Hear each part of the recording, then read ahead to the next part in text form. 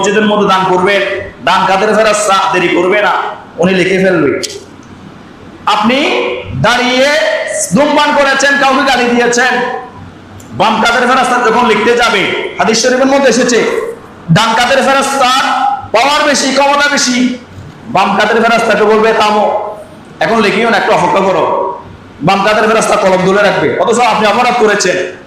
বলে যে অর্ধদিন পর্যন্ত চাও, দিন গোটা দিনের মধ্যে অর্ধদিন 24 ঘন্টার মধ্যে প্রায় 12 ঘন্টা পর্যন্ত অপেক্ষা করি যে এই যে কাজটা করেছে সে কাজের জন্য সে অনুশোচনা করে কিনা, আল্লাহর দরবারে মাপ চায় কিনা। যখন দেখা যায় বান্দা আল্লাহর দরবারে মাপ চায় না, এবার ডান কাদের ফেরেশতা বলে যে তুমি তোমার হাত দেখতে পারো। আর যখন এই অর্ধদিনের মধ্যে আপনার কৃত অপরাধের জন্য মাপ চেয়ে ফেললেন, তওবা করে ফেললেন, আর আপনার জীবনে গুনাহগুলো লেখা হয় না, জোরে বলেন না সুবহানাল্লাহ। তাইলে দেখেন কত সুযোগ দিয়েছে। যে লিখেছে সূরা জুমুরের 53 নম্বর আয়াত দিয়ে, আমার রাসূল লিখেছেন কুল ইয়া ইবাদি, সুবহানাল্লাহ বলবেন না, কুল ইয়া ইবাদি, কুল আমর সিগা, ইয়ার আমর মানে নির্দেশ সূচক ক্রিয়া, কথা বুঝেন না? এই আমার এই কুল ইয়া রাসূলুল্লাহ আপনি বলে দিন, ইয়া ইবাদি ও আমার বান্দারা। বলেছেন কে?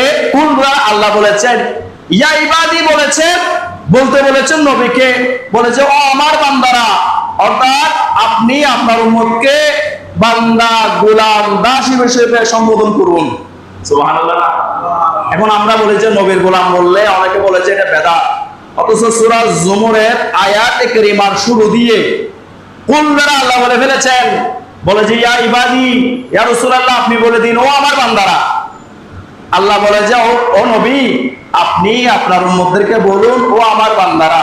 সেজন্য অনেকের নাম আব্দুল নবী রাখে, গোলাম মুস্তাফাকে গোলাম মুস্তাফা, আব্দুল নবী, আব্দুল মুস্তাফা, এই নামগুলো রাখা এই আয়াতের অংশ বিশেষ দ্বারা দলিল।